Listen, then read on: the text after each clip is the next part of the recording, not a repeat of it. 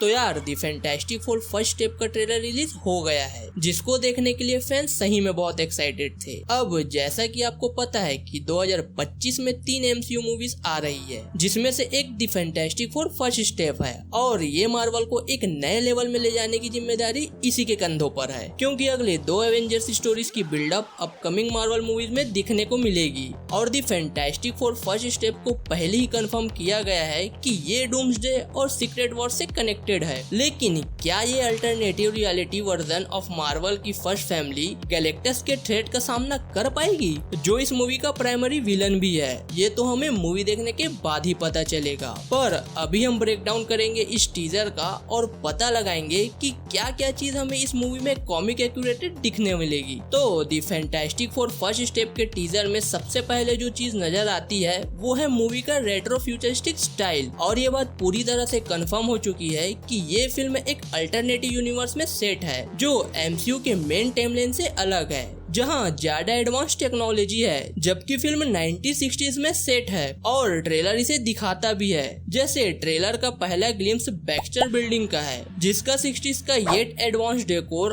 और overall retro feel, जो movie के एस्पेक्ट रेशियोज के चेंज से लेकर परफेक्टली कैंपी म्यूजिक और कॉस्ट्यूम्स तक दिखती है। और इस टीजर में हमें गैलेक्टस, रीड रिचर्ड्स, सू स्टॉर्म, बैन ग्रिम और जॉनी स्टॉर्म के अलावा एक और फेमिलियर कॉमिक बुक कैरेक्टर दिखता है, और ये कैरेक्टर कोई और नहीं बल्कि हार्बी है, यानी highly engineered robot build for inter dimensional exploration, short में हार्बी। हार्बी को बैक्स्टर बिल्डिंग में एक डिश बनाते हुए दिखाया गया है, जहां बैन ग्रिम उसका टेस्ट लेता है और रोबोट को थोड़ा गार्लिक डालने की सलाह देता है। हार्बी को कॉमिक्स में एक स्पेसिफिक फंक्शन के लिए बनाया गया था, लेकिन ये रोबोट टाइम के साथ दी फैंटास्टिक फोर का एक बड़ा अलाई और हेल्पर बन गया। ऐसा लग रहा है कि वो दी फैंटास्टिक फोर फर्स्ट स्टेप में भी अपना ये रोल दोबारा अपनाएगा। इससे वो मूवी में भी कॉमिक की तरह एक फैन फेवरेट कैरेक्टर बन जाएगा। उसके बाद रिचर्ड को सू से चारों को पावर कैसे मिली उसके बारे में बात करते सुनते हैं, जिसमें फाइनली टीजर में बैन ग्रिम का दी थिंग भी दिखाया गया है। और सही में मुझे नहीं लगा था कि ये सब का लुक रिवील करेंगे, पर इन्होंने कर दिया। और जो लोग इस कैरेक्टर से वाकिफ हैं उन्हें पता होगा कि एक स्पेस जर्नी के दौरान रेडियो एक्टिव वेव के एक्सपोजर के बाद बैन ग्रिम्स एक पत्थरों से बने हुए इंसान में बदल गया था। ये ट्रांसफॉर्मेशन बैन को बेहद ताकतवर बना देता है, जो ट्रेलर के आखिरी हिस्सों में एक सीन से साबित होता है, जिसमें वो एक अनजान दुश्मन की तरह पूरी ताकत से भागता हुआ दिखाई देता है। इसके बाद क्या आपने भी एक चीज नोटिस करी कि इस ट्रेलर में सबसे ज्यादा focus power wise John storm पर दिया गया है। ट्रेलर में कई सीक्वेंस दिखाया गया है जिसमें जॉनी अपने आप को इग्नाइटिंग कर ह्यूमन टॉर्च के रूप में शहर के अक्रॉस शूट होता है। एक सीन तो ऐसा भी है जिसमें जॉनी स्पेस में दिखाई देता है, जहां वो ह्यूमन टॉर्च के फ्लाइट को ऊंचे लेवल तक ले जाता है, जो आमतौर पर दी फैंटास्टिक फोर के फिल्म एडप्टेशन में ज्यादा नहीं दिखाया जाता। और इस ट्रेलर की एक और इंटरेस्टिंग सरप्राइज ये है कि रीड रिचर्ड्स के पावर को नहीं दिखाया गया, या कम से कम सुपर हीरो वाले पावर्स को तो बिल्कुल नहीं। हालांकि उसके दिमाग की ताकत जरूर हाईलाइट की गई है, जिसमें उसको इक्वेशंस लिखते और स्पेस ट्रेवल रिलेटेड प्रॉब्लम को सॉल्व करते हुए दिखाया गया है। लेकिन उसकी आइकॉनिक बॉडी स्ट्रेचिंग एबिलिटी को ट्रेलर में बिल्कुल भी नहीं दिखाया गया। शायद इस रिवेल को फ्यूचर मार्केटिंग या फिर इसके ट्रेलर के लिए बचाया गया है। हो सकता है कि इसके VFX अभी तक पूरा ना हुआ हो, इसलिए उसे यहाँ नहीं दिखाया गया। और भले ही रीड की मिस्टर फैंटास्टिक वाली पावर्स को हाईलाइट नहीं किया गया,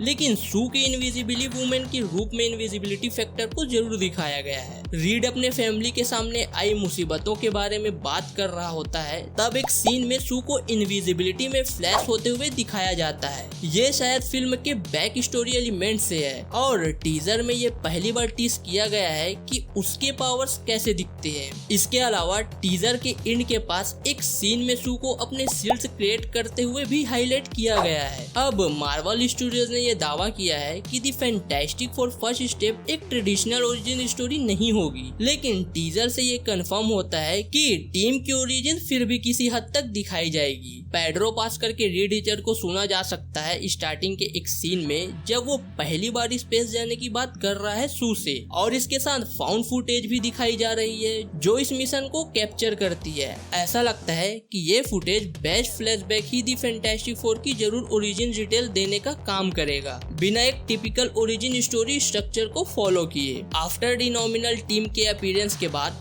सबसे एंटिसिपेटेड डेब्यूट है गैलेक्टस का, जो दी फैंटास्टिक फोर फर्स्ट स्टेप का मेन विलन भी है। गैलेक्टस को लाइव एक्शन प्रोजेक्ट में मोस्टली अंडर यूटिलाइज किया गया है और हम सब फैंस चाहते हैं एक comic book accurated version of this villain. और जैसा कि पता चला है कि the Fantastic Four First Step exactly वही प्रोवाइड कर रहा है। भले ही गैलेक्टस का फेस या वॉइस टीजर में इंक्लूड नहीं किया गया है, लेकिन उसकी शैडोई फिगर और उसकी हेड का बैग जिसमें उसका आइकॉनिक प्रोंग्ड हेलमेट ट्रेलर के एंड में नजर आता है। अब देखो, अनडाउटेबली दी फैंटास्टिक फोर फर्स्ट स्टेप का टीजर का सबसे एंटिसिपेटेड पहलू है फैमिली का पहला लुक, और ये टीजर फोकस भी उन्हीं पर करता है। अब ओवरऑल टीजर की बात करें तो मुझे कुछ खास लगा नहीं टीजर में। ऐसा कोई की मूवमेंट भी नहीं दिखाया इन्होंने जिसे देख के गूज़बम्प या एक्साइटमेंट आती है। बाकी ये सिर्फ टीजर था फैंस को टीज करने के लिए, वो हम हो गए हैं। हाँ भाई, बन रही है मूवी और वो समय पे आ जाएगी, पर असली माल इसका इसके ट्रेलर में ही दिखाया जाएगा, जिसको देख के डेफिनेटली इस मूवी का हाइप और बढ़ जाएगा। बाकी आपको कैसा लगा यार टीजर, कमेंट करके जरूर से बताना। और मेरी वीडियो आपको थोड़ी सी भी अच्छी लगी होगी तो वीडियो को लाइक करके चैनल को भी सब्सक्राइब कर लेना ऐसे और इंटरेस्टिंग वीडियोस देखने के लिए। बाकी मैं मिलता हूँ आपसे किसी नेक्स्ट वीडियो में, तब तक के लिए बाय।